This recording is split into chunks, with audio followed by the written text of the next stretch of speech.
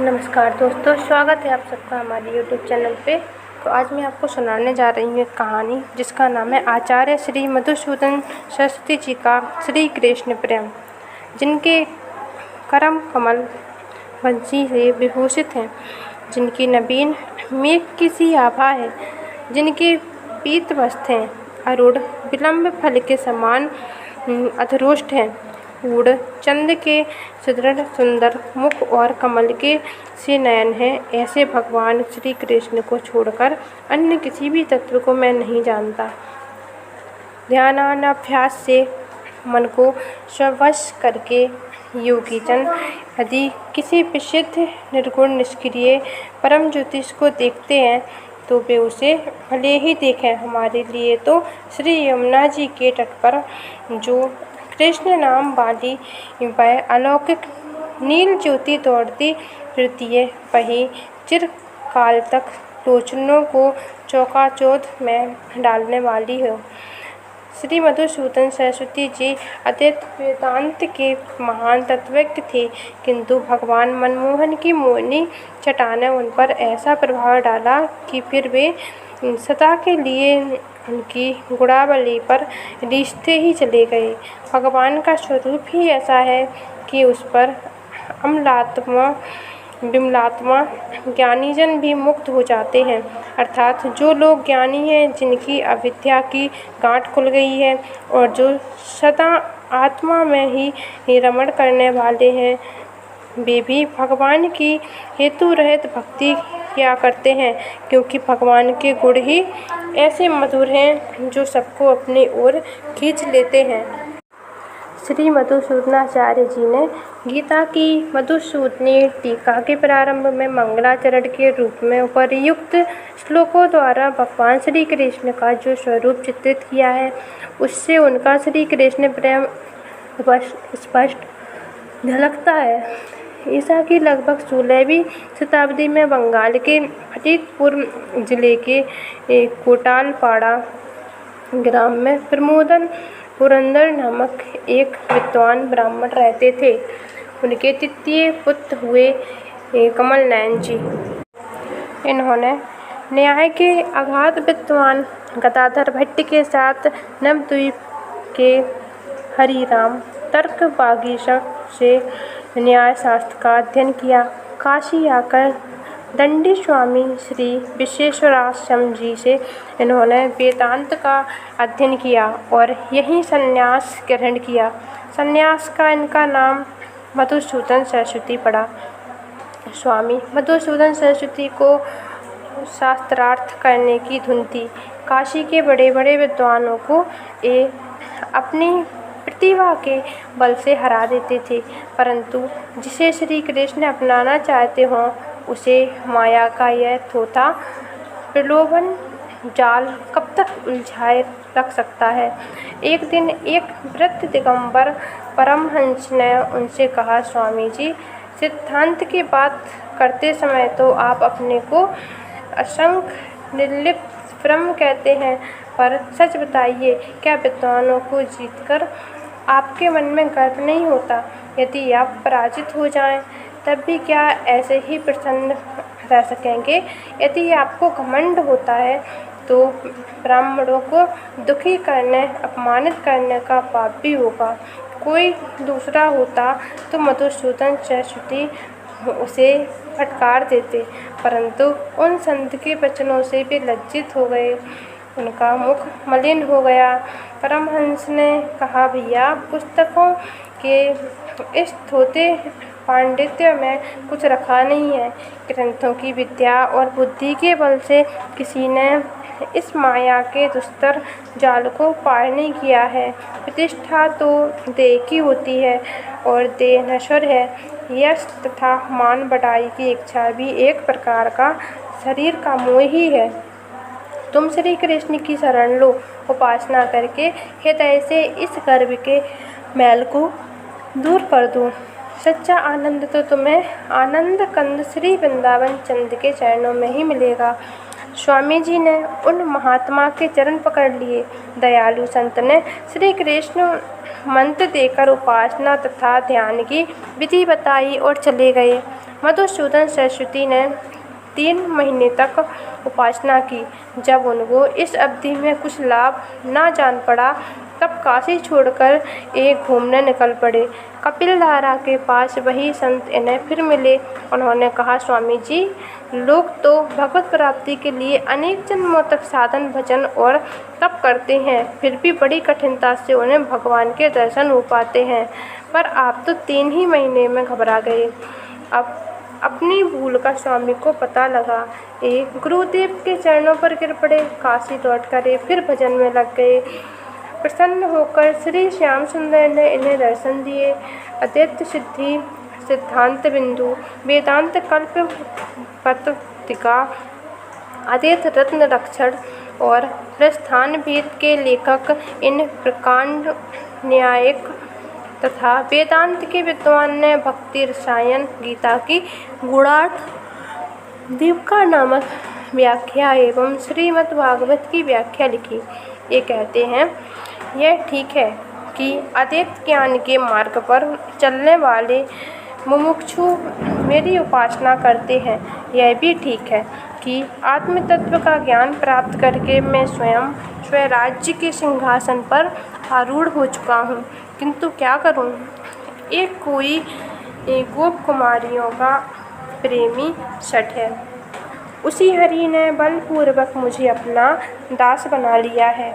आचार्य जी का कहना है कि भक्ति का फल प्रत्यक्ष भी है और परोक्ष भी। जिस प्रकार गंगा स्नान से ताप पीड़ित मनुष्य को प्रत्यक्ष शांति मिलती है और उसका पाप नाश आदि अदृष्ट फल भी शास्त्रों में कहा गया है, उसी प्रकार भक्ति से प्रत्यक्ष सुख शांति की अनुभूति होती है तथा भक्ति विधायक शास्त्रों से मोक्ष आदि फल की प्राप्ति भी सुनी है जाती है। भगवत प्रेमी भक्त के लक्षण। अन्य समस्त कार्य छोड़कर जो सर्वदा एकमात्र भगवान का ही आलंबन करता है, एकमात्र भगवान की सेवा पूजा में तन मन धन से निरंतर नियुक्त रहता है, वह भक्त नमस्कार योग्य है। जो भगवान में समस्त लोक और समस्त लोकों में भगवान का दर्शन करता है, जो सर्वत्र समान बुद्धि रखता है और सर्वभूतों में प्रेम रखता है, वह भक्त नमस्कार योग्य है। जिसको अपने और पराये का भेद नहीं, जिसको इच्छा द्वेष और अभिमान नहीं है तथा जो सर्वदा पवित्र एवं भगवान में प्रचित्त है, वह भक्त नमस्कार योग्य है। जिसका मन संपत्ति विपत्ति में भगवान को छोड़कर नेत्र कहीं नहीं जाता, जो सर्वदा सत्यवादी एवं सदाचार परायण है, वही भक्त नमस्कार योग्य है। जो भगवान के सर्वत्र दर्शन करता है, जिसके संसार से अभय प्राप्त है, जो अन्य प्राणियों को अभय प्रदान करता है, जो संसार से उदासीन है तथा जो आश्रम धर्म में कुशल है, वही भक्त नमस्कार योग्य है। जिसको प्रेम का ही आलंबन है और जिसका हृदय प्रेममय है, वही भक्त नमस्कार योग्य है। जो सर्वदा चातक की भांति एकनिष्ठ है, सर्वदा लक्ष्मण की भांति स्वतंत्रता से रहित है, सर्वदा द्वंद्व अर्थात शीतोष्ण और राग द्वेष से परे एवं संतुष्ट चित्त है, वही भक्त नमस्कार योग्य है। जो भगवान के अतिरिक्त और किसी को नहीं जानता और ना किसी को चाहता है, जिसका मन स्थिर है और जो संयमी है, वही भक्त नमस्कार के योग्य है। जो भगवान को किसी शरीर से प्राप्त कर लेता है, जिसका भगवान के चित्त में ही समय व्यतीत होता है, वही भक्त नमस्कार के योग्य है। जिसने भगवान को, जो कि एकमात्र सत्य वस्तु है, आत्मसमर्पण किया है, वही नमस्कार के योग्य है। ऐसे भक्त रज के दर्शन प्रणाम और सेवा करने का जीवन धन्य है। ऐसे भक्त की कृपा से प्रेम की वृद्धि और कामना से वृद्धि होती है। भक्त का हृदय ही भगवान का विलास संस्थान है। भक्त के हृदय से भगवान का स्वरूप और भगवान की महिमा प्रकाशित होती है। हे पुरुषों, ऐसे भक्त को त्याग कर और किसका संग करना चाहिए। भक्त संपत्ति, सिद्धि अथवा केवल मुक्ति नहीं चाहता, वह सर्वस्व त्याग देता है और संपूर्ण रूप से भगवान में विलीन होता है, अर्थात आत्म विसर्जन करता है। भगवान में आत्मा की आहुति प्रदान करना सर्वश्रेष्ठ यज्ञ है। यह परम पुरुषार्थ है। जो जिस पदार्थ को चाहता है वह उसी को प्राप्त करता है। जो कुछ भी नहीं चाहता वह श्री भगवान को प्राप्त करता है। भक्त का धन केवल श्री कृष्ण के चरण कमल हैं और वह केवल भगवान की कृपा से ही प्राप्त होता है। भगवत प्रेम के साधक और पाठक। सूखे मन सूखे वचन, सूखी सब करतूती, तुलसी सूखी सकल विधि, रघुबर प्रेम प्रसूति। बेस विशत बोलनी मधुर, मन कटु करम मलिन, तुलसी राम ना पाइये, भय विषय जल मीन। जिसका मन सरल है, वाणी सरल है और समस्त क्रियाएं सरल हैं, उसके लिए भगवान श्री रघुनाथ जी के प्रेम को उत्पन्न करने वाली सभी विधियां सरल हैं, अर्थात निष्कपट दंभ रहित मन, वाणी और कर्म से भगवान का प्रेम अत्यंत सरलता से प्राप्त हो सकता है। तुलसीदास जी कहते हैं कि ऊपर का वृक्ष साधुओं का सा हो और बोली भी मीठी हो, परंतु मन कठोर हो और कर्म भी मलिन हो। इस प्रकार विषय रूपी जल की मछली बने रहने से श्री राम जी की प्राप्ति नहीं होती। श्री राम जी तो सरल मन वाले को ही मिलते हैं। प्रेम तत्व। प्रेम तत्व को रसिक लोग मुकर शास्वादन व्रत कहते हैं। कोई अंतर मधुर वेदना को तो कोई स्त्रीघातक अतः करण की वृत्ति को ही प्रेम कहते हैं।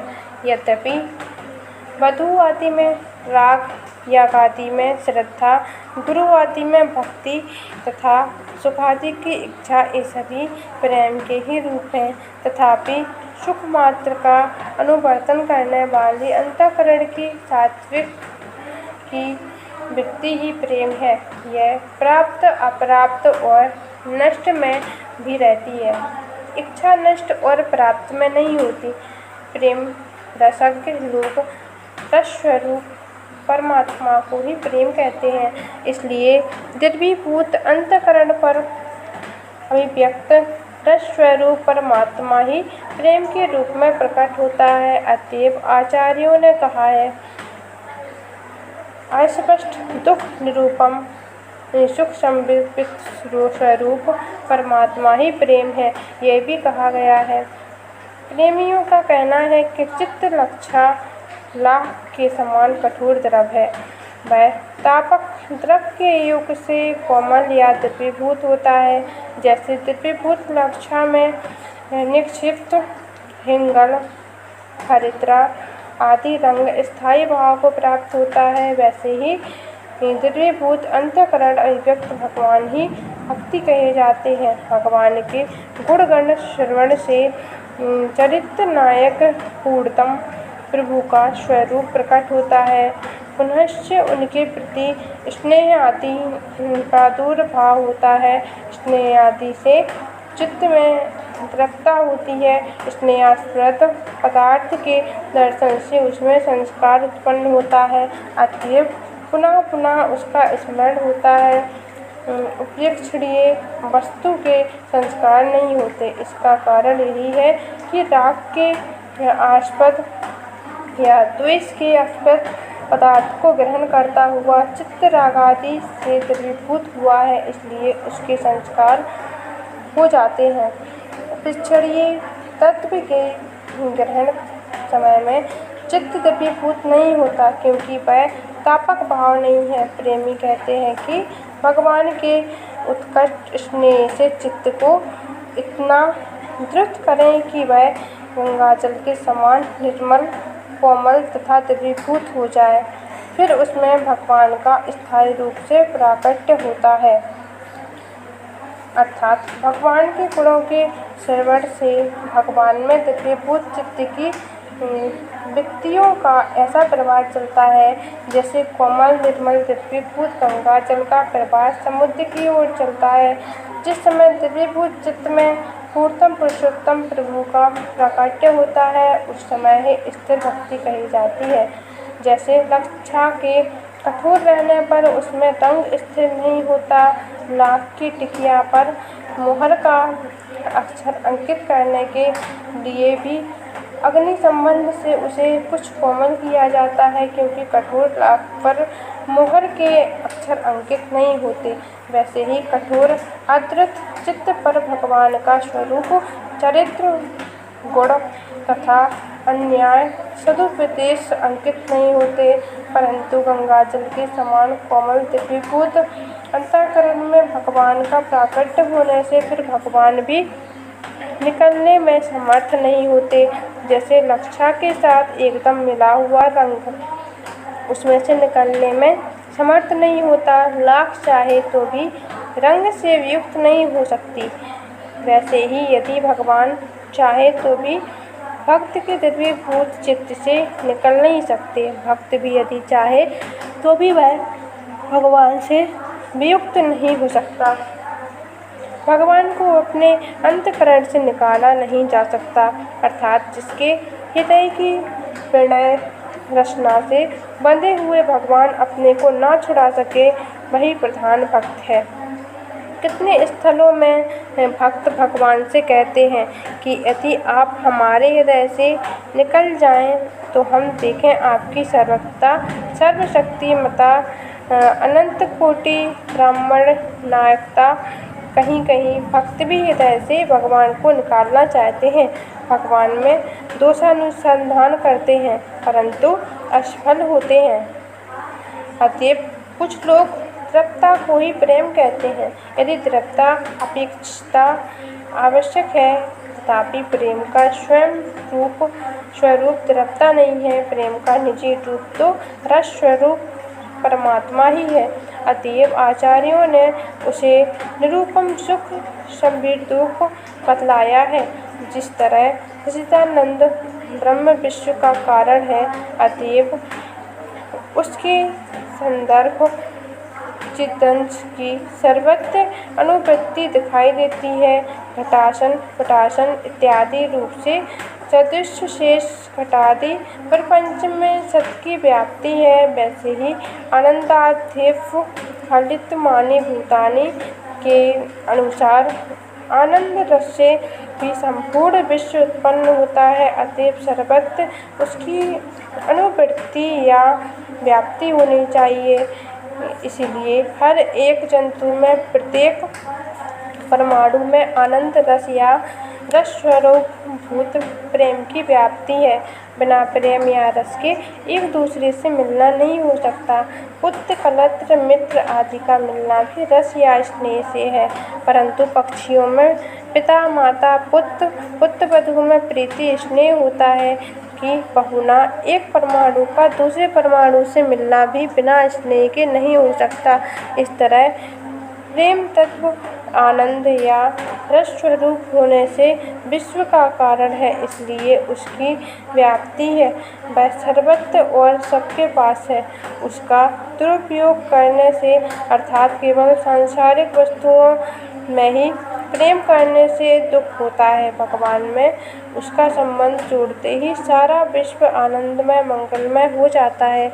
इसलिए प्रेमियों ने चाहा है कि संसार में प्रेम हटकर भगवान में ही हो जाए। जैसे किसी के पास कोई दिव्य शक्ति संपन्न क्षेत्र हो, परंतु वह उसमें दुर्गंध विषयक कष्टादिपूर्ण विष वृक्ष को लगाकर उसमें दुख पाता है। यदि हिम्मत बांधकर सावधानी से उस वृक्ष को काटकर सौंदर्य माधुर्य सौगंध्यपूर्ण आम्र या कल्प वृक्ष को लगाएं तो अवश्य ही सुखी हो जाएं। ठीक वैसे ही प्रेम को संसार के साथ जोड़कर, प्रेम में लौकिक भावों को जोड़कर प्राणी दुखी होता है, जबकि प्रेम के साथ भगवान का संबंध जोड़ते ही सर्वत्र आनंद ही आनंद हो जाता है। जैसे कोई कल्याणमयी करुणामयी पुत्र वत्सला अम्बा अपने शिशु को कहीं भेजती हुई उसे ऐसा पाथेय आश्रय प्रदान करती है जिसके सहारे वह पुनः अपने अम्बा के पास आ जाए। यदि ऐसा न ध्यान रखे तो उसे करुणामयी नहीं कहा जा सकेगा। वैसे ही अनंत ब्रह्मांड जननी कृष्णा विधाना माँ ने भी जीवों को प्रेम तत्व साथ में ही दे रखा है। उसे भूल जाने या उसका दुरुपयोग करने से जीव दुख पाता है, परंतु उसका स्मरण पूर्वक सदुपयोग करते ही अर्थात गुरुजनों, शास्त्रों एवं भगवान में प्रेम का उपयोग करने से वह कृतकृत्य होकर अपनी कृष्णाभिधाना माँ के अंग में जा पहुँचता है, सभ्यता के लिए कृतकृत्य हो जाता है। कहा जाता है कि यदि रस, प्रेम और भगवान एक है तथा नित्य सिद्ध ही है तो भगवान में प्रेम को प्रेम और अन्य प्रेमास्पद में विषय भाव कल्पना की क्या अपेक्षा है। इससे तो मालूम पड़ता है कि प्रेम के लिए भेदभाव की ही अपेक्षा है। बिना दोहे के प्रेम नहीं होता। अतएव प्रेम और भगवान भी दो वस्तुएं होनी चाहिए, परंतु गंभीरता से विवेचन करें तो मालूम होगा कि आरंभ में औपाधिक प्रेम के लिए आवश्यक ही दो ही अपेक्षा के बाद व्यक्ति के लिए साधन की अपेक्षा है, परंतु स्वभावतः प्रेम अभेद में या अत्यंत संगीत में प्रगात्मक माँ में ही होता है और वह स्वतः सिद्धि भी है। जैसे शिवप्रकाश ब्रह्म के प्राकट्यार्थ भी महावाक्य जन ब्रह्मकारित व्यक्ति की अपेक्षा होती है, वैसे ही भगवत स्वरूप स्वतः सिद्धि प्रेम के भी प्राकट्य के लिए भगवताकारित स्थित मानसी वृत्ति अपेक्षित है। उस प्राकट्य के लिए ही सत्कर्म आदि साधनों की अपेक्षा है। प्राकट्य भेद से ही उसके अणु, मध्यम, महत् एवं परम महत् परिणाम भेद से अनेक भेद भी होते हैं। साधन काल में ही भेदभाव की अपेक्षा होती है। अज्ञान के कारण ही भगवान में प्रेम न होकर विश्व में होता है। यों समझिए कि नीरस निस्सार संसार में रस स्वरूप भगवान के संबंध से ही सरसता की प्रतीति होती है, अतः सरसत्वेन प्रतीयमान विश्व में प्रेम होता है। जैसे प्रकाश की नेत्र सतिष्यता और व्याभिचारिता होने पर भी सूर्य में उनका व्यभिचार या सतिष्ठता संभव नहीं है, वैसे ही अत्यंत प्रेम का व्यभिचार और सतिष्ठता देखी जाती है, परंतु भगवान में व्यभिचार और सतिष्ठता नहीं है। पुत्र कलत्रादिकों में कभी प्रेम कभी बैर भी हो जाता है, कभी प्रेम की कमी कभी अधिकता हो जाती है, परंतु भगवान में वह सदा होता है, वो सर्वत्र निरतिशय होता है। क्योंकि जैसे सूर्य प्रकाश के उद्गम स्थान और प्रकाश स्वरूप ही है, वैसे ही भगवान भी प्रेम के उद्गम स्थान व प्रेम स्वरूप ही है।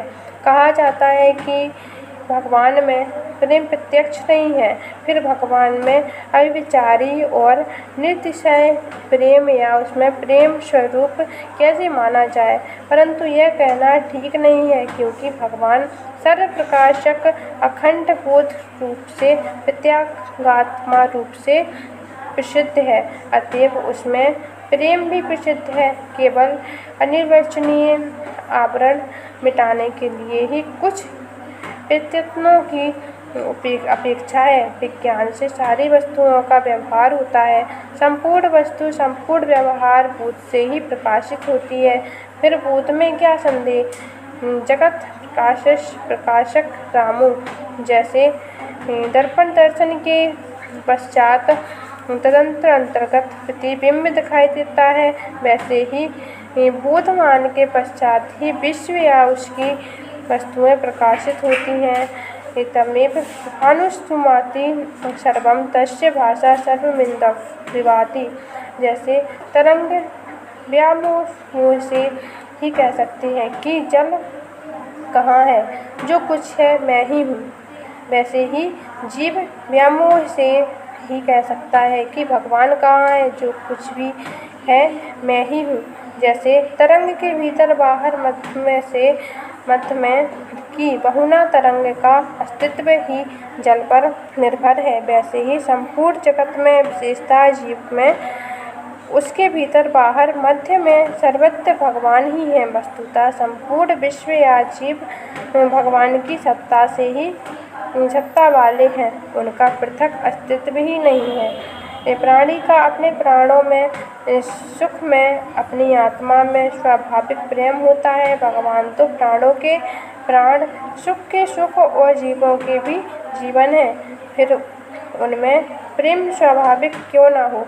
इसलिए तो महर्षि वाल्मीकि कहते हैं, लोके नाहि सा विदित यो न राम मनुव्रतः, अर्थात लोक में कोई भी जंतु या कोई भी तत्व ऐसा नहीं है जो राम का भक्त ना हो। वशिष्ठ जी कहते हैं, प्राण प्राणी के जीव सुख के सुख राम, तुम तजी तात सोहात ग्रह जिहै तिहै विधिवाम, अर्थात हे तात रघुवेंद्र राम भक्त, तुम ही तो प्राणों के प्राण, जीवों के जीवन और आनंद के भी आनंद हो। प्राणों से या अपान से प्राणी नहीं जीता, किंतु प्राणी में प्राण शक्ति देने वाले प्राण के भी प्राण भगवान ही सबको जिलाते हैं।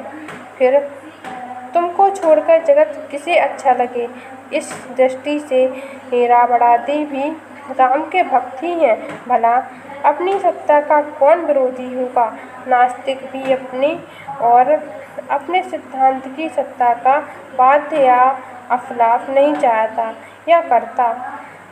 हर एक व्यक्ति का निश्चय है कि और कुछ हो या ना रहे, मैं तो हूँ ही, मैं तो रहूँ ही। जैसे जल के बिना तरंग क्षण भर भी टिक नहीं सकती, वैसे ही सत्ता के बिना संपूर्ण पदार्थ असक्त हो जाते हैं।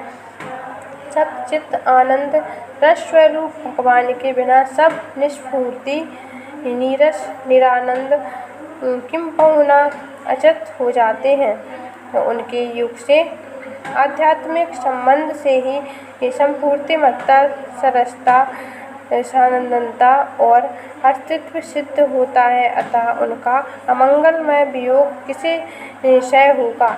जैसे गरुड़ के संबंध से नीरस बेसन में मिठास आती है, वैसे ही ईश्वर के संबंध से, अपनेपन के संबंध से वस्तुओं में प्रीति होती है। अपनेपन के बिना कट्टर वैष्णवों को भगवान शिव में और शिवों को वैष्णव में प्रेम नहीं होता। अनंत ब्रह्मांड नायक भगवान ने के ही जिस रूप में अपनापन, अपना उपास्य स्वभाव होता है, उसी में प्रेम होता है। जिसमें उपास्य वृद्धि, इष्ट वृद्धि नहीं, जिसमें अपनापन नहीं, उसमें प्रेम भी नहीं। अपनापन होने से अपने चित्त वृक्ष की बाग के कांटों में भी प्रेम होता है, उनके नष्ट होने पर कष्ट होता है। जिस अपनेपन के बिना ब्रह्म भी नीरस, जिस अपनेपन के संबंध से कष्ट कादि में भी प्रेम साक्षात, उस अपनेपन में स्वयं में प्राणी का कितना प्रेम हो सकता है। इसलिए भगवान प्राण जीव के जीवन, आनंद के आनंद, प्रत्यक्ष स्वात्मा है। अतएव प्रेम या रस स्वरूप ही है। जो वस्तु जितनी अप्रत्यक्ष, दूर और अपने से भिन्न है, उसमें उतनी ही प्रेम की कमी होती है। चित्त, मित्र, पुत्र, कलत्र आदि में दूरस्थ अप्रत्यक्ष तत्वों की अपेक्षा अधिक प्रेम होता है। क्षेत्र आदि की अपेक्षा देहादि में अधिक प्रेम होता है। देह विरुद्ध होने से उन सबका ही त्याग किया जाता है, क्योंकि उनकी अपेक्षा देह सन्निहित एवं प्रत्यक्ष है। देह के से भी इंद्रियां, प्राण अंतरंग हैं, अतः उनमें प्रेम अधिक होता है। मन उनसे भी समीप है, अतः उनके प्रतिकूल या उनसे दुखदायी मालूम पड़ने पर देहादि का भी त्याग किया जाता है। बुद्धि अहम अर्थ भी निरोध आत्महित के लिए किया जाता है। मनोनाश वासनाशय के लिए प्रयत्न प्रसिद्ध ही है। इस दृष्टि से सर्वांतरंग सर्वसन्निहित परम प्रत्यक्ष प्रत्यागात्म स्वरूप ही भगवान है। उन्हीं में मुख्य प्रेम और वे ही प्रेम स्वरूप ही हैं। उनमें भिन्न में प्रेम की ये कमी स्पष्ट है। आत्मा के लिए ही सब कुछ होता है। देवता में प्रीति भी आत्मकल्याण के लिए ही होती है। आत्म प्रतिकूल देवता की उपेक्षा ही होती है। यदि भगवान प्रत्यागात्मक स्वरूप नहीं तब तो भगवान शेष हो जाएंगे। भगवान के लिए आत्मा नहीं किंतु भगवान आत्मा के लिए समझे जाएंगे। अतः भगवान परोक्ष होने से अश्व प्रकाश समझे जाएंगे। भगवान अनात्मा होने से बहिरंग और शेष समझे जाएंगे। यह सब अनर्थ है क्योंकि सिद्धांतता वस्तुगत्वा भगवान ही सर्वांगतरण सर्वांतआत्मा है। वे ही सर्वशेषी हैं। सब कुछ उनके लिए, वे किसी के लिए नहीं। भगवान ही प्रत्यक्ष आत्मा होने से स्वप्रकाश और वे ही शेषी हैं। वे ही निर्तिशय निरुपाधि परम प्रेम के आस्पद हैं। इसलिए तो जैसे शैत्य पखेल्य सेंधा नमक का टुकड़ा अपने आप को अपने उद्गम स्थान समुद्र में समर्पण कर समुद्र रूप हो जाता है, वैसे ही औपाधिक चैतन्य रूप जीवात्मा अपने उद्गम स्थान पर प्रेमास्पद भगवान में आत्मसमर्पण करके भगवत स्वरूप हो जाता है। जैसे घट और घटाकाश सबको ही महाकाश में समर्पण कर देता है। जब आकाश से ही वायु आदि क्रम से घट बना, उसी से घटाकाश की प्रीति हुई। घट पृथ्वी आदि में लय क्रम से आकाश हो गया। तब घटाकाश सुतराम आकाश हो गया। यही सच्चा आत्मसमर्पण है। जैसे ही जीवात्मा भगवान से प्रादुर्भूत अपना सर्वस्व और अपने आप को भगवान में समर्पण करके सर्वदा के लिए सर्वशेषी सर्वांगतरण सर्वप्रेमास्पद सर्वांगतरात्मा स्वरूप हो जाता है, अपने मिथ्या काल्पनिक भाव का सर्वदा के लिए बाध कर परमार्थिक रूप को प्राप्त कर लेता है। इस तरह औपाधिक प्रेम सापेक्ष सादृश्य होने पर भी निरुपाधिक प्रेम निरपेक्ष स्वप्रकाश सर्वांतआत्मा भगवान का स्वरूप ही है और वह स्वतः सिद्धि है। केवल उसके प्रकाट्य के लिए ही प्रयत्न की अपेक्षा होती है। जैसे ब्रह्माकार वृत्ति की कोमलता दृढ़ता से नित्य सिद्धि परमात्मा स्वरूप ज्ञान में भी कोमलता और दृढ़ता का व्यवहार होता है, वैसे ही प्रेम में भी कोमलता दृढ़ता से नित्य सिद्धि परमात्मा स्वरूप ज्ञान में भी कोमलता और दृढ़ता का व्यवहार होता है। प्रेम में भी कोमलता दृढ़ता और उत्पत्ति का उपचार ही है। आमराम कच्चा आम पक्का रंग का हेतु समझा जाता है, वैसे ही साधनावस्था का प्रेम साध्यावस्था के प्रेम का साधन माना जाता है। उसमें रक्षा की भी बड़ी अपेक्षा समझी जाती है। भावुकों ने कहा है कि जैसे दीप बुझ जाता है वैसे प्रेम के बुझ जाने का भी भय रहता है। जैसा कि किसी की उक्ति है, दोनों रिश्तों के हृदय में रहने वाला प्रेम एक दीप है, वहीं हृदय भाव का प्रकाशन करता है और निश्चल होकर स्वयं दिव्यमान होता है। यदि वह मुख्य रूप द्वार से बाहर किया गया तो या बुझ जाता दोनों रिश्तों के हृदय में रहने वाला प्रेम एक दीप है, वहीं हृदय भाव का प्रकाशन करता है और निश्चल होकर स्वयं दिव्यमान होता है। यदि वह मुख्य रूप द्वार से बाहर किया गया हो तो बुझ जाता है अथवा उसमें लघुता आ जाती है। अर्थात प्रेमदीप ने अपने प्रादुर्भाव के दिन किसी सूक्ष्मतम हेतु की अपेक्षा नहीं की। किसी भी अपराध के कारण उनका हास्य नहीं होता और बहुत नमस्कार से उनकी वृद्धि भी नहीं होती। पीयूष के प्रतिस्पर्धी त्रिजगती दुख के द्रोही परम गुरु प्रेम देवता को बगोचर करके लघु कैसे बनाया जाए। यद्यपि लोक में प्रेम त्रिदल होता है, पहला आशय, दूसरा विषय और तीसरा प्रेम। यद्यपि अंतरस्थिति में तीनों एक ही वस्तु हैं, एक में ही औपचारिक त्रिविधित्व की कल्पना होती है।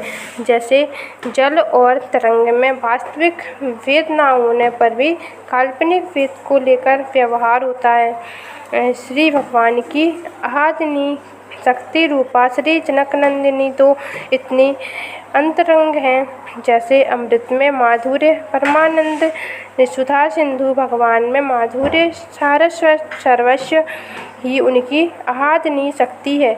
उन्हीं का प्रेम वास्तविक प्रेम है। भगवत प्रेम में सद्भावना का महत्व।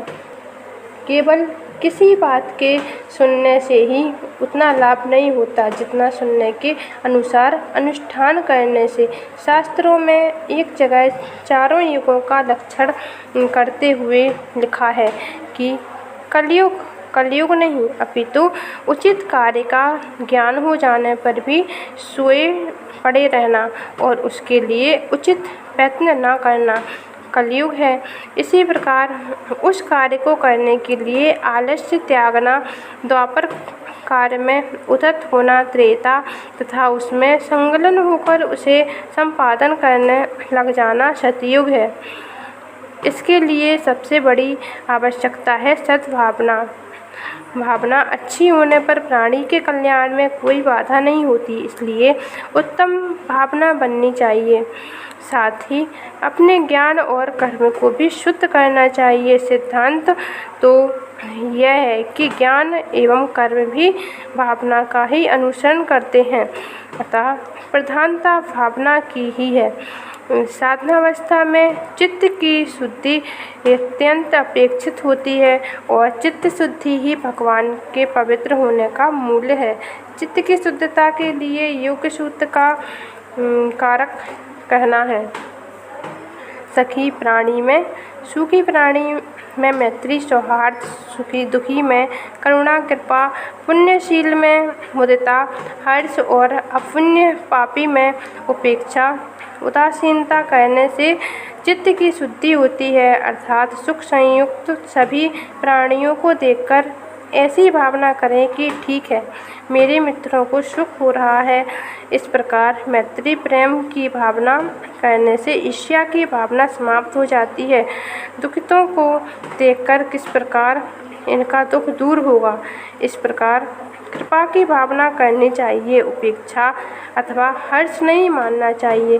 पुण्यशीलों को देखकर उनके पुण्य का अनुमोदन करते हुए प्रसन्न होना चाहिए। विद्वेष तथा उपेक्षा की भावना नहीं अपनानी चाहिए। इसी प्रकार पापियों के समक्ष आने पर उनमें उदासीनता का भाव अपनाना चाहिए, न कि उनके पाप का अनुमोदन तथा द्वेष करना चाहिए। ऐसा करने से शुक्ल धर्म उत्पन्न होता है, फिर राग द्वेषादि मल रहित होकर मन प्रसन्न होता है तथा भावना अत्यंत पवित्र हो जाती है। कर्म के कदाचित ठीक न होने पर भी यदि भावना पवित्र हो तो प्राणी का कल्याण होता है। कहते हैं कि एक राजमार्ग के दोनों ओर आमने सामने एक वैश्या तथा सन्यासी रहते थे। दोनों युवा थे। अपने पेशे में लगी वैश्या भजन करने वाले उस सन्यासी बाबा को देखकर अपने को धिक्कारती और मन में सोचती कि मैं बड़ी पापिन हूँ, ऐसे दुष्कर्म में प्रवृत्त हूँ। सन्यासी बाबा का जीवन बड़ा उत्तम है। इन्होंने सर्वस्व त्याग कर अपना मन भगवत जन्म में लगा दिया है। उधर सन्यासी वेश्या को देखकर इसके विपरीत सोचते मैं बड़ा हतभाग्य हूँ कि इसी अवस्था में बाबा बन गया, संसार के सुख का अनुभव नहीं किया। यह वेश्या ही धन्य है जो अपनी युवावस्था का आनंद ले रही है। यही सोचते दोनों का महाप्रयाण हुआ। भावना के अनुसार ही वेश्या को स्वर्ग आदि पुण्य लोक की प्राप्ति हुई और सन्यासी बाबा को नरक जाना पड़ा। अतः भावना उत्तम होना अत्यंत आवश्यक है। सद्भावना से दिव्य प्रेम की प्राप्ति होती है। जो व्यक्ति दान करने में समर्थ नहीं है वह भी दान की भावना कर सकता है। उससे वह भले ही दान ना कर सके किंतु लेने की बुरी भावना से तो बच जाएगा।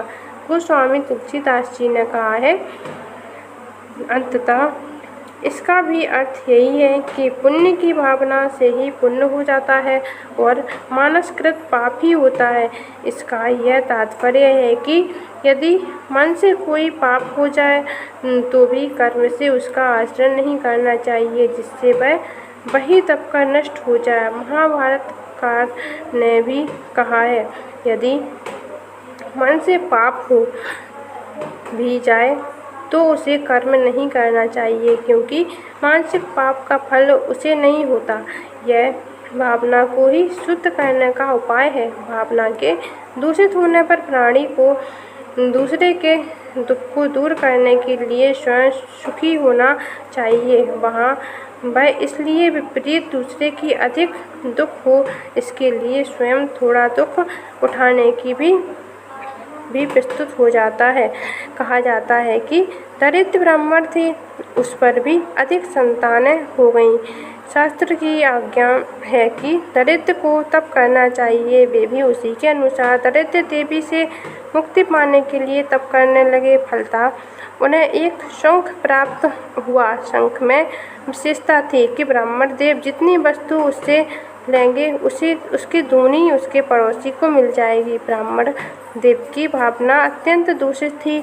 अपने से दूनी सुख सामग्री की वस्तु पड़ोसी को मिलने की बात उसे स्वप्न में भी स्वीकार नहीं थी। भले ही शंख से बिना कुछ मांगे वे बाल बच्चों सहित स्वयं भूखों मर जाएं।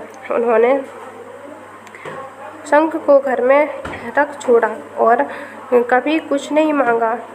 दुर्भावना इतनी जबरदस्त थी कि इतने से भी उन्हें संतोष नहीं हुआ। उन्होंने सोचा कि यह शंख हमसे दूनी धन संपत्ति हमारे पड़ोसी को प्रदान कर सकता है, तो यदि मैं स्वयं एकाक्ष होने की इससे प्रार्थना करूं तो अवश्य ही मेरा पड़ोसी दोनों आँखों से अंधा हो जाएगा।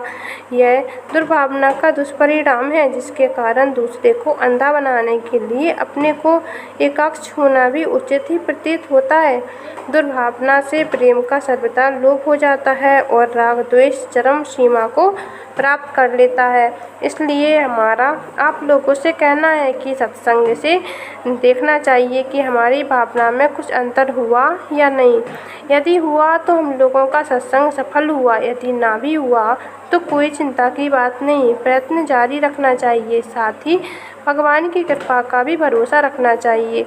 भगवान बड़े दयालु हैं, वे अवश्य ही भावना को शुद्ध करेंगे और भावना के शुद्ध होते ही प्राणी को आत्मस्वरूप का ज्ञान होगा और तभी भगवत प्रेम की जागृति होगी। फिर तो जीवन सफल हो जाएगा। जीवन की सफलता के लिए अपने में सद्भावना लानी होगी और सद्भावना लाने के लिए अध्यात्म पाठशाला में नाम लिखाना होगा। वह आज लिखाइए चाहे 10-5 जन्म के बाद, बिना लिखाए जीवन की सफलता की कुंजी प्राप्त नहीं हो सकती। अध्यात्म पाठशाला में ही यह पाठ पढ़ाया जाता है कि प्राणी मात्र उस परम प्रसिद्ध अमर धर्मा परमात्मा के ही पुत्र हैं। अमृतस्य पुत्रा। जहाँ अध्यात्म पाठशाला का यह पाठ आपके चित्त में बैठा, वही परम कल्याणकारिणी सद्भावना देवी का प्रादुर्भाव हुआ और अब प्राणी मात्र में उस परम तत्व को जब देखने लगेंगे तो आपका कल्याण निश्चय ही है। अतः अपने में सद्भावना लानी चाहिए। सद्भावना से ही भगवत प्रेम की प्राप्ति होती है। प्रेम माधुरी। चलिए आप मेरे साथ वृंदावन, शरीर से नहीं तो मन से ही सही। यह मत पूछिए कि वहाँ क्या है? वहाँ सब कुछ है। प्रेम है, संगीत है, मिलन है, विरह है, योग है, श्रृंगार है। वहाँ क्या नहीं है? वहाँ की अनुरागमयी भूमि के कड़कड़ में एक दिव्य उन्माद भरा हुआ है। वहाँ के पत्ते पत्ते में एक विचित्र आकर्षण है। आप चाहते क्या हैं? आपकी जन्म जन्म की लालसा पूरी हो जाएगी। वही तो सर्वस्व है, जीवन है वहाँ, रस है वहाँ, पूर्ण रस में रहकर अतृप्ति है वहाँ। चलिए तो सही। वहाँ की दिव्य लताओं से आलिंगित सरस रसाल की मंजरियों के मकरंद से आकृष्ट हुए भौरों को, जो अपनी चंचलता छोड़कर इस प्रकार उनसे लिपट गए हैं, मानो कारागार में कैद हैं। जब मलयज वायु अपने कोमल करों से स्पर्श करती है भौरों से के झूलने पर मस्त हुए मलिंदों को आंदोलित करती है, और वे एक साथ ही अत्यंत मधुर दिव्य संगीत गाते हुए मधुधारा प्रवाहित करने वाली पुष्पवती लताओं की ओर बढ़ते हैं। तब हृदय में कितना आनंद होता है। उन्हें देखकर संपूर्ण हृदय किस प्रकार रस से सरोवर हो जाता है। यह वहीं चलकर देखिए, आप भी श्री रूप गोस्वामी के समान मधुर कंठ से कूक उठेंगे। वृंदावन में सबसे बड़ा आनंद तो ब्रज देवियों के दर्शन का है। वे गांव की गंवार ग्वालिनें प्रेम की मूर्तियां ही हैं। नगर की बनावट उन्हें छू तक नहीं गई। कितनी भोली हैं वे। उस दिव्य राज्य में कपट का तो प्रवेश ही नहीं है। केवल उनका हृदय ही दिव्य नहीं है, शरीर भी दिव्य है। देखिए सामने यह वृंदावन है, कितना सुंदर है यह धाम। परंतु आप अभी धाम को मत देखिए, यह सामने जो ब्रज देवी बैठी है उनको देखिए। इस समय यह ध्यान कर रही हैं। क्या यह श्री कृष्ण का ध्यान कर रही हैं? अजी, वृंदावन में श्री कृष्ण का ध्यान नहीं करना पड़ता, यहाँ तो वे ही इनका ध्यान करते हैं, इनके पीछे पीछे घूमते हैं। फिर ये इतनी तन्मयता से किस साधना में तत्पर हैं? अच्छा सुन लीजिए, यह इनका भोलापन है। आप सुनकर हंसेंगे, परंतु भावपूर्ण हृदय से तनिक देखिए तो मालूम होगा कितना गंभीर प्रेम है इनका। हृदय इनके हाथ में नहीं है, निरंतर श्याम सुंदर के पास ही रहता है। इनके हृदय में श्री कृष्ण की बांसुरी बजती ही रहती है। एक लक्ष्य के लिए भी बंद नहीं होती। एक प्रतिफल उनके मधु स्पर्श और रूप सुधा के पाने के लिए अनुकूल रहती हैं। घर में, वन में, कुंजन में, नदी तट पर, जहाँ भी ये रहती हैं वहाँ इनका मन उसी चितचोर मोहन को देखने के लिए मचलता रहता है। अब घर का काम धंधा कैसे हो? इन्होंने सोचा, यह हृदय की व्यवस्था तो अच्छी नहीं है, इसको अपने हाथ में करना चाहिए। यह कैसे हो? बिना योग किए यह बस में कैसे आए? इसलिए आप लोग का योग कर रही हैं।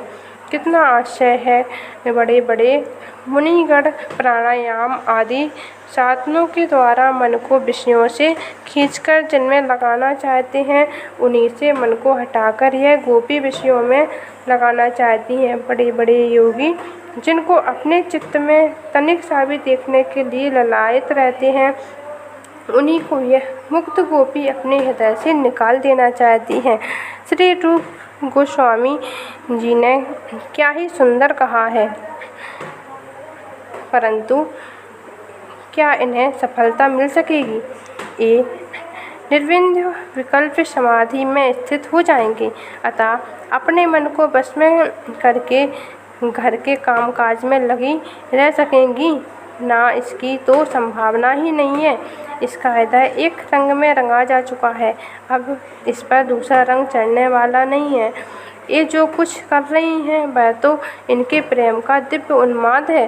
भला श्री कृष्ण के बिना ये जीवित रह सकती हैं? इनका जीवन तो श्री कृष्णमय है। आप पूछेंगे, भाई ऐसा उच्च जीवन इन्हें कैसे प्राप्त हुआ? यह कथा भी बड़ी विचित्र है। गाँव की बालिका इन्हें बरसाने के बाहर का तो कुछ पता ही ना था। एक दिन उन्होंने किसी के मुँह से श्री कृष्ण का नाम सुन लिया, बस फिर क्या था। पूर्व की प्रीति जग गई। कृष्ण नाम में भी कुछ अद्भुत आकर्षण है। जिनके कानों में यह समा जाता है वह दूसरा कुछ सुनना ही नहीं चाहता। वह तो ऐसा चाहने लगता है कि कहीं मेरे अरबों कान हो जाते। नाम ने इन पर मोहिनी डाली। इन्होंने अपने को न्यौछावर कर दिया। किया नहीं, इनका हृदय स्वयं न्यौछावर हो गया। एक दिन ये यमुना तट पर घूम रही थी। मुरली की मोहक तान सुनकर मुग्ध हो गई। सखियों ने एक बार श्याम सुंदर का चितपट दिखा दिया। आंखें निर्विष होकर रूप रस का पान करने लगी। इन्हें मालूम न था कि ये तीनों एक ही हैं। एक हृदय की तीन पर आसक्ति इन्हें बड़ी व्यथा हुई। श्री रूप गोस्वामी ने इनकी मनमार्तंक पीड़ा का इन्हीं के शब्दों में वर्णन किया। जब इन्हें मालूम हुआ कि ये तीन नहीं हैं, एक ही है, तब कहीं इनके हृदय की वेदना शांत हुई। एक वेदना तो शांत हो गई परंतु दूसरी लग गई। उसी दिन से इनकी गति बदल गई। वे कैसे मिलेंगे, इस चिंता से धैर्य लुप्त हो गया। बार बार काँप उठती। सारे शरीर पर श्वेत बिंदु झलकते ही रहते। सखियों से यह बात छिपी ना रही।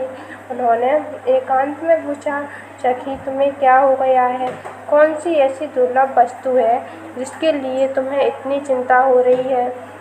बार बार तुम्हारे शरीर में रोमांच हो आता है, कभी आंसू तो कभी पसीना। इतनी गंभीर मुद्रा जैसी कभी नहीं देखी। ऐसा क्यों? हम लोगों से क्या अपराध हो गया है कि अपने हृदय की वेदना हमसे नहीं बता रही हो? क्या हम तुम्हारी अपनी नहीं है? हमने लोगों से कोई बात छिपाना अच्छा नहीं है। यदि हम तुम्हारी कुछ सेवा कर सकें तो हमें उसका अवसर दो। हमें हमारे सौभाग्य से क्यों वंचित कर रही हो? इन्होंने अपनी सखियों से अपने हृदय की बात कही और उन लोगों ने इन्हें वृंदावन के कुंजों में श्री कृष्ण के दर्शन कराए। क्या ही सुंदर दर्शन था। ये श्री कृष्ण को देखकर बोल उठी थीं। नवीन प्रेम की लीला को प्रकट करने वाले नेत्रों की चंचल चितवन कपोलों पर मनोहर पल्लवों की सुंदर रचना, मुकुट पर मालती की माला, सब मधुर ही मधुर। माधव की यह माधुरी मेरे धैर्य का बांध तोड़ रही है। मेरी मेघा को उन्मादनी बना रही है। सचमुच ये उन्मादनी हो गई। घर की सुध भूल गई, अपने आप को भूल गई। सखियाँ किसी प्रकार इन्हें घर ले आईं, परंतु इनकी चेष्टा ज्यों की त्यों बनी रही। घर वाले बड़े चिंतित हुए। यह क्या हो गया? इस रोग की क्या चिकित्सा है? बैठक में तो इसका वर्णन नहीं है। हो ना हो कोई ग्रह लग गया है। सामने मयूर वृक्ष देखकर कांपने लगती हैं। गुंजा के दर्शन मात्र से आंखों में आंसू आ जाते हैं, रोने लगती हैं। इसके चित्त में अपूर्व नाट्य क्रीड़ा का चमत्कार उत्पन्न करने वाला न जाने कौन सा नया ग्रह प्रवेश कर गया है, जिससे इसकी यह दशा हो गई है। यह ग्रह और कोई नहीं, श्री कृष्ण ही है। जिनके चित्त में वे प्रवेश कर जाते हैं उनकी ऐसी ही दशा हो जाती है। वह ना लोक का रहता है न परलोक का। कम से कम लोक और परलोक का स्वार्थ रखने वालों के लिए तो वह बेकार ही हो जाता है। एक सखी ने श्री कृष्ण के पास जाकर इनकी सारी कथा सुनाई। श्री कृष्ण, यदि कहीं दूर से भी प्रसंगवश तुम्हारे नाम के अक्षर उसके कानों में पड़ जाते हैं तो हमारी प्यारी सखी सिसक सिसक कर रोने और कांपने लगती है। और तो क्या कहूँ, कहीं संयोगवश नए नए श्याम मेघ उसके सामने आ जाते हैं तो वह उन्हें प्राप्त करने के लिए इतनी उत्सुक हो जाती है कि तत्क्षण उसके चित्त में पंख प्राप्त करने की इच्छा हो जाती है। नंदनंदन श्याम सुंदर को जिसने एक बार भर आँख देख लिया उसको फिर तृप्ति कहाँ? वह तो उन्हें देख बिना रह ही नहीं सकता। एक एक क्षण कल्प के समान हो जाता है। प्रति क्षण प्यास बढ़ती जाती है और बार बार मन में यही आता है कि हाँ, अब तक श्री कृष्ण नहीं आए। उनके बिना यह जीवन निस्सार है।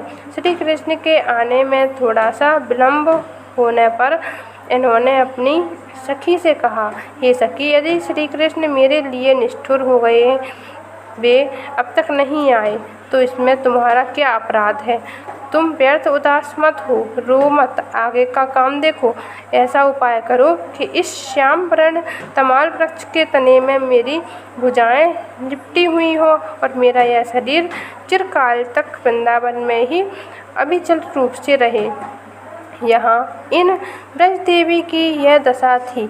उधर श्री कृष्ण पश्चाताप कर रहे थे। वे सोच रहे थे, मैंने निष्ठुरता की, कहीं उसके कोमल हृदय का प्रेमांकुर सूख ना जाए। प्रेम के आवेश में आकर वह कहीं शरीर ना छोड़ दे। उसकी फली फूली मनोरथ लता कहीं मुरझा ना जाए। उन्होंने तमाल वृक्ष की आड़ में खड़े होकर देखा, यह प्राण त्याग की पूरी तैयारी है। ब्रज देवी कह रही है, जिसके उत्संग सुख के लिए मैंने गुरुजनों की बड़ी भारी लाज छोड़ी है। सखियों, जिनके लिए तुम लोगों को, जो कि हमारे प्राणों से भी अधिक प्रिय हो, इतना कलेश दिया जाने के लिए सती साध्वी स्त्रियों द्वारा अनुष्ठित महान धर्म का भी मैंने आदर नहीं किया। उन्हीं के द्वारा उपेक्षित होने पर भी मैं जीवित हूँ। मैं पापिनी हूँ, मेरे धैर्य को धिक्कार है। इस प्रकार कहते कहते ब्रज देवी तमाल से निपटने के लिए अधीर भाव से दौड़ी, परंतु यह क्या, तमाल का स्पर्श भी कहीं इतना शीतल होता है। यह मधुर स्पर्श तो प्राणों में मृत्यु के बदले अमृतमय जीवन का संचार कर रहा है। आंखें खोली तो देखा, यह तो तमाल नहीं, श्री कृष्ण है। यह साथ ही अनेक प्रकार के भाव उठे और तत्क्षण विलीन हो गए। हृदय में आश्चर्य, प्रेम और आनंद की बाढ़ आ गई। शरीर स्थिर हो गया, आँखें जम गईं, मानो जब अब देखते हैं रहना। ऐसी निधि पाकर उसे आँखों से ओझल कौन करे। निर्निमेष नयनों से रूप रस का पान करने लगी। श्री कृष्ण बहुत देर तक रहे, हंसे खेले बोले, अनेक प्रकार की लीला करते रहे, परंतु वे बड़े खिलाड़ी हैं। आँख में जोली खेलने में तो उनका कोई सानी नहीं है। वे फिर अनेका वादा करके चले गए। वे वहाँ रहकर भी छिप गए, वे यहाँ रहकर भी छिपे हुए हैं। ऐसी ही उनकी लीला है। उनके जाने पर सखियों के बहुत सचेत करने से एक घर गईं, परंतु घर के कर्तव्यों को कौन संभालता। मन तो इनके हाथ में था ही नहीं। इन्होंने सोचा, योग करने से मन वश में होता है, चलो अब योग ही करें। यह अपने चित्त को श्री कृष्ण के पास से खींचने के लिए, या यूँ कहिए कि श्री कृष्ण को अपने चित्त से निकालने के लिए योग कर रही हैं। परंतु क्या यह संभव है। चित्त में कोई आ जाए तो उसे निकाल सकते हैं, चित्त कहीं चला जाए तो उसे खींच सकते हैं। देवी, तुम अब क्या कर रही हो। यह जो चित्त हो गया, जिसके बिना चित्त की सत्ता ही नहीं है, जिसको तुम चित्त में से कैसे निकाल सकोगी। अस्तु, यह भी तो प्रेम ही करा रहा है। प्रेम का ऐसा ही कुछ स्वरूप है। नंदनंदन श्री कृष्ण का प्रेम जिसके चित्त में उदय होता है, उसके द्वारा कितनी ही उल्टी सीधी चेष्टाएं होने लगती हैं, क्योंकि इसमें विष और अमृत दोनों का अपूर्व समीक्षण है। पीड़ा तो इसमें इतनी है कि इसके सामने नए कालकूट विष का गर्भ भी खर्व हो जाता है। आनंद का इतना बड़ा उद्यम है यह प्रेम की, अमृत की मधुरमा का अहंकार शिथिल पड़ जाता है। श्री रूप गोस्वामी ने इसका वर्णन करते हुए कहा है, इतना ही नहीं, प्रेम की गति और भी विलक्षण है, क्योंकि प्रेम तो अपने आप की मस्ती है, उसमें किसी दूसरे की अपेक्षा नहीं है। कोई कुछ भी कहे, सुने, करे, प्रेमी अपने ढंग से सोचता है। प्रियतम की स्तुति सुनकर जहाँ प्रसन्न होना चाहिए, वहाँ प्रेमी कभी कभी उससे तटस्थ हो जाता है। वह सब सुनकर उसके चित्त में प्रथा होने लगती है। प्रियतम की निंदा सुनकर जहाँ दुख होना चाहिए, वहाँ प्रेमी सुख का अनुभव करने लगता है। उन बातों को परिहास समझकर दोष के कारण उसका प्रेम क्षीण नहीं होता, क्रोध के कारण बढ़ता नहीं, क्योंकि वह तो आठों पहर एक रस एक सा रहता है, अपनी महिमा में प्रतिष्ठित, अपने ईश्वर में डूबा हुआ। नैसर्गिक प्रेम कुछ ऐसा ही होता है, कुछ ऐसी ही उसकी प्रक्रिया है। श्री रूप गोस्वामी जी के शब्दों में प्रेम नगर की रीति ही निराली है। स्थूल लोक की मर्यादाएं उसके बाहरी फाटक तक भी नहीं फटक पाती। अपने प्रियतम को अपने हृदय से निकालने के लिए योग भला यह भी कोई प्रेम है? हाँ, अवश्य ही यह प्रेम है, शुद्ध प्रेम है। इसी से तो श्री कृष्ण इनके बुलाने से बोलते हैं, हंसाने से हंसते हैं, खिलाने से खाते हैं। श्री कृष्ण इनके जीवन प्राण से एक हो गए हैं। वे अपने श्री कृष्ण को प्राणों से अलग करना चाहती हैं। इसका अर्थ है कि वे उन प्राणों को छोड़ देना चाहती हैं जो बिना श्री कृष्ण के भी जीवित हैं। इनका यह योग तभी तक चल सकता है जब तक श्री कृष्ण की बांसुरी नहीं बजती। जिस समय विश्व मोहन की मुरली बज उठेगी, उस समय इनकी सब योग समाधि भूल जाएंगी। इतनी मधुरमा है उनमें कि बड़े बड़े समाधिनिष्ठ योगी इस बात की अभिलाषा किया करते हैं कि बंसी की मधुर ध्वनि कब मेरी समाधि तोड़ेगी। बंसी ध्वनि के संबंध में जानते हो ना, वह क्या क्या कर गुजरती है इस संसार में। जब बंसी बजती है तब बादलों का गतिरोध हो जाता है। संगीत सम्राट तुम्बरु गंधर्व बार बार चमत्कृत हो उठते हैं। सनक सनंदन आदि के हृदय में रस का समुद्र उमड़ने लगता है और वे अपनी सब ध्यान धारणा छोड़ बैठते हैं। ब्रह्मा चकित स्तंभित विस्मित होकर कहने लगते हैं, मेरी सृष्टि में इतना माधुर्य कहाँ। रसातल के एकच्छ अधिपति दैत्यराज